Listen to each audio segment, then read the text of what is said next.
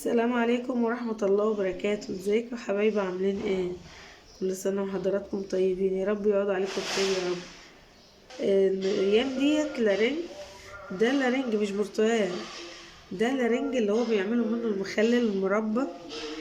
طبعا حضراتكم احنا جبنا اللارنج ده، بتنقي اللي هي يعني كام واحدة كده عايزة تعملها مخلل، بتغسليها كويس، تديها غلوة زي الليمون، غلوة مثلا واحدة وتشطفيها وتغيري عليها لأنه ممرر. ده حتى بيبقى ريحته ممررة، فبتغيري عليه عادي خالص زي الترمس كده المر، وبتغيري عليه لغاية لما يحلو. بعد كده بتجيبي له دقة وشطة بنطرة ثوم وملح، وتخلليه يعني تحطيه تدوبيه بمية وتحطيه يتخلل زي المخلل بالظبط. اما بقى هنعمل شويه منهم مربى، ونعمل شويه صغيرين كده مخلل لارنج بيبقى جميل جدا. فهوريكم الطريقه. طبعا المخلل يا دوبك بتشيلي القشره الصفرا دي، بتخلي الابيض وتطلعي القلب بتاعه. اما المخلل بتبقى بحالها كده، بتبقى بحالها كده، بتديها يا دوبك سلقه بس كده، وتغيري عليه وتخليها برضو بحالها، بتخلليه وهوريهولكم ان شاء الله. اما بقى اللي هي المربى، هنعمل شويه مربى برضو ان شاء الله. بتجيبي المبشره زي كده، بتيجي مش على الحته دي، لا، بتيجي على الحته الناعمه دي اللي هي البذور الصغيره دي. بتيجي بسم الله الرحمن الرحيم، اللهم صل على النبي. بتمسكي البتاع اللي هي اسمها اللارنج مش برتقال اللارنج ديت. بتجيبي بقى بتعملي تشيلي بس القشرة زي حضراتكم زي ما انتم شايفين كده. بسم الله. يعني بتجيبي بتشيلي بس البشر بس اللي هو الايه الاصفر ده اهو. بسم الله الرحمن الرحيم. هوريها لحضراتكم اهي. بيبقى مفيش احلى من كده المربى لارنج دي، بتبقى جميله تحفه. بسم الله ما شاء الله، وصحيه جدا والله. اهي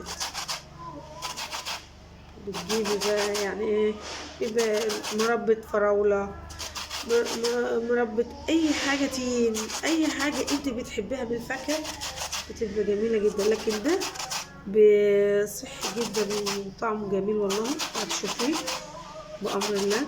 طبعا انا هنبشره هو، يعني بتشيل القشرة بس اللي هي الايه الصفرة دي. ماشي اهي. بسم الله الرحمن الرحيم. اهي. اللهم صل على النبي. كل سنة وحضراتكم طيبين ويعود عليكم بخير يا رب. يا رب طريقة المربى ديت والمخلل اللي هعمله في اللارنج ده بالذات، وحتة ناعمة كمان اهي تشيليها خالص ناعمة اهي. بسم الله الرحمن الرحيم. اهي خلاص اهو. شلت طبعا كل الاصفر ده، الاصفر ده اهو، ده بيتشال لانه هي ممرر يعني.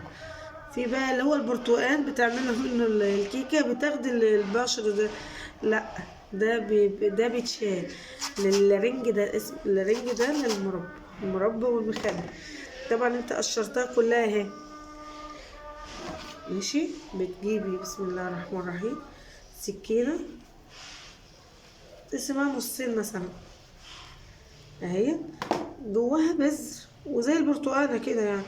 بتشيلي كل القلبها ده اهو. بسم الله. في حاجات بسيطه خيوط كده ده بقى اللي هيتخلل، قصدي هيتعمل مربى. اما المخلل بحالها بتغير عليها وكده لغايه ما تحلو. بعد كده بتحط لها بقى الملح والشطه والحاجات دي اهي من قلبها وبره اهي. طبعا هي خلاص كده.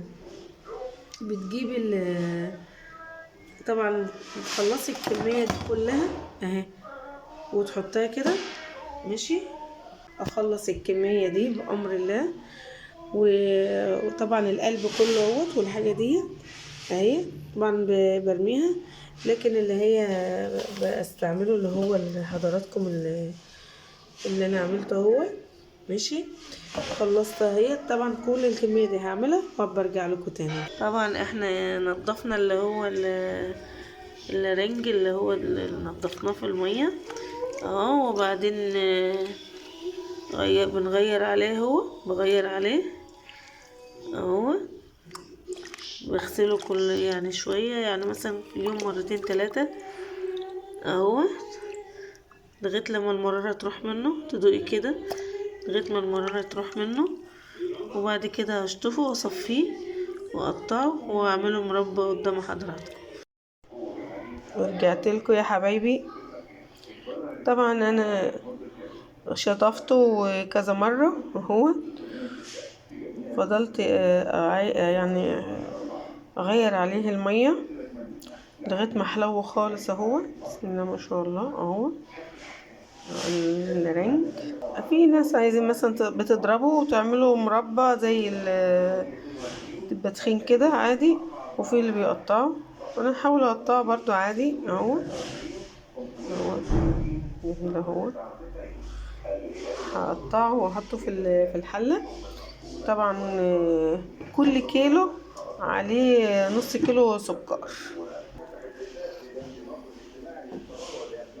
نجيب مثلا كذا واحدة على بعض كده بسم الله اهو. اول بتقطعيه زي الطول كده، عايزة هو اصلا يعني ايه طيب خالص اهدي.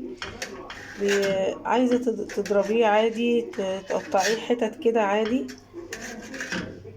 اهو. بسم الله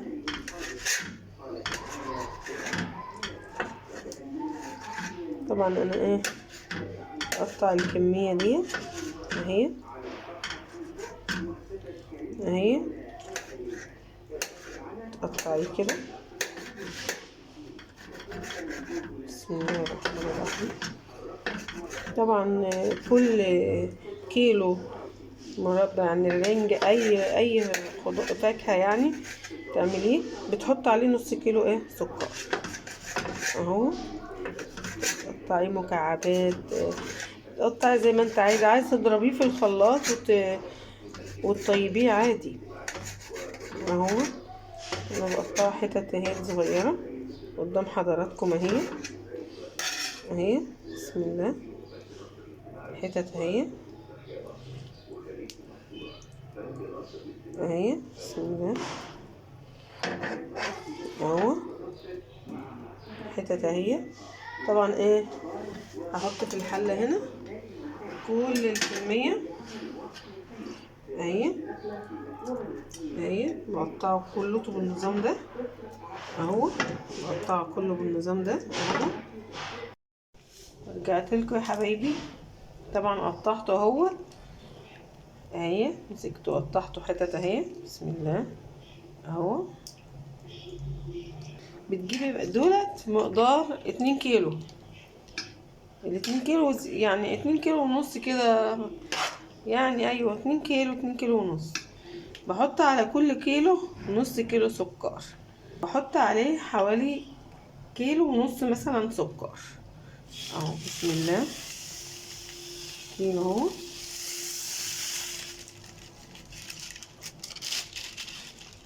بسم الله الرحمن الرحيم. هقلب. والله احتاجت ان انا احط عشان ما تبقاش معسله برضو، احتاجت يعني كمان شويه ماشي. نص كيلو ده ما احتاجتش خلاص. بسم الله الرحمن الرحيم. شكلها كده هتحتاج. انا حطيت طبعا كيلو سكر، اللهم صل على النبي.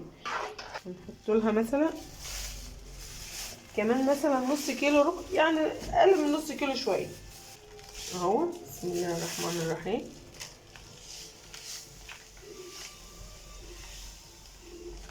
بس كده خدنا من الكيلو، حطينا الكيلو التاني. اما الكيلو التاني ده خدنا نصه بس كده اهو. بسم الله الرحمن الرحيم اهي. بسم الله.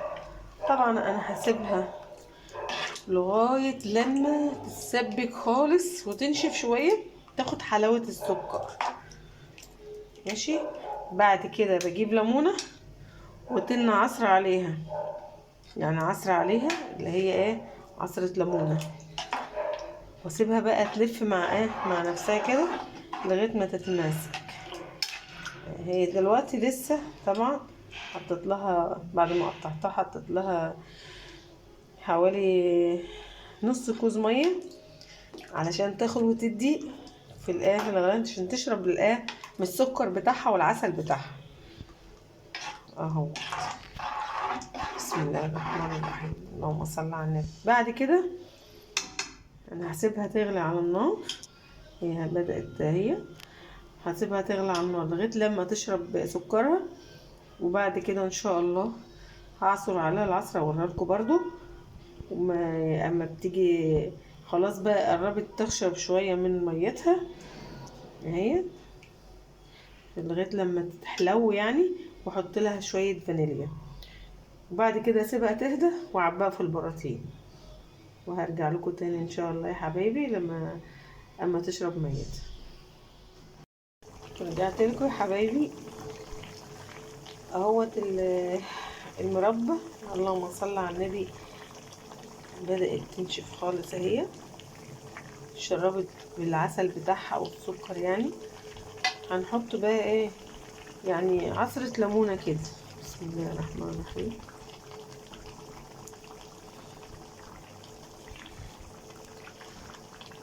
طبعا هي ايه شربت ايه سكرها.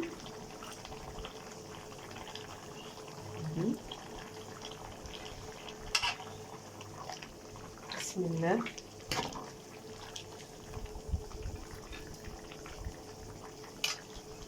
نصير عليها ليمونة اهي لما هي ايه تبدأ تشرب العسل بتاعها. محضرة مثلا ياسين اللي هي الفانيليا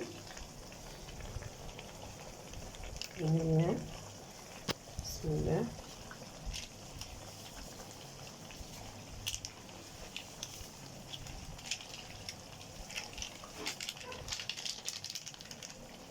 اهي.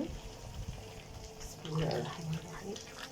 حتة جميلة والله، اللهم صل على النبي. طعمها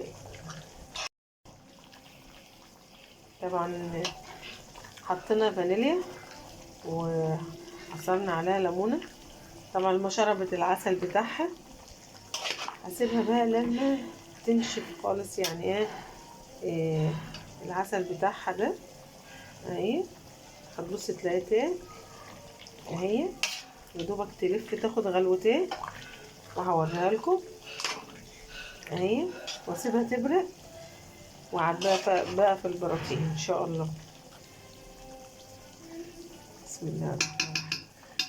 هي اول ان شاء الله اول ما تستوي كمان يعني تشرب عسلها كمان شويه، هتبص تلاقيها لفه. واول ما تلف بقى وكده نطفي عليها واسيبها تبرد وابيها لكم واوريها لحضراتكم. ورجعت لكم تاني يا حبايبي. طبعا انا طبعا لما استوى وكده اهو عبيته، جبت براطيم، اللهم صل على النبي، ازاز، ممكن عندي بلاستيك ازاز بس الازاز افضل يعني. ازازة طبعا كان عندي اللي هو البرطمان الكبير ده وبرطمانين اللي هما الازاز، مفضلش فحطيت يعني في اللي هو ده يتاكل على طول يعني ان شاء الله. فهو قدام حضراتكم اهي، اللهم صل على النبي. والله يعني ما شفت اطعم ولا احلى من كده طبعا، ولا سكر كتير ولا اهو. حط الباقي حطيته، بسم الله ما شاء الله، اللهم صل على النبي. اهو قدام حضراتكم اهو اهي. حطيته هنا، تحطيه في التلاجة وتسحبي منه طبعا بعد ما تسبك وشرب السكر بتاعه كده وبرد خالص. رحت طبعا كنت غاسله البراطيم دي ومنشفاها جدا، منشفاها خالص طبعا، من حتى المعلقه تنشفيها جامد عشان ما يبص معاكي حضراتكم اهو. بسم الله، القطعه اهي. بسم الله الرحمن الرحيم. في بقى بيفرموه ناعم خالص، مش بتاكلي منه عادي خالص، بس انا قطعته حتت زي ما انتوا حضراتكم شايفين اهو والله العظيم. بسم الله ما شاء الله، بألف هنا وشفا. طبعا لما عملته وغيرت عليه مفيش ولا اي حاجة مرارة خالص، راحت نهائي اهي. بسم الله ما شاء الله، اللهم صل على النبي. اهي. السلام عليكم، لا تنسوا الاعجاب بالفيديو والاشتراك في القناة تشجيعا لنا لنستمر بنشر المزيد ان شاء الله.